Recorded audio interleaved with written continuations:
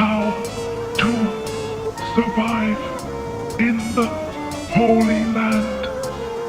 Step 1. Pack enough supplies. There won't be any. Step 2.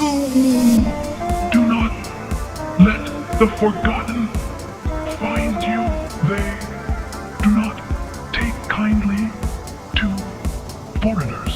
Step 3. Do not look at the sky. Your eyes, they will melt.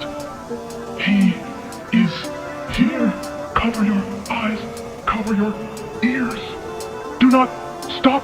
He will catch you. I see you. Do not listen. Do not believe.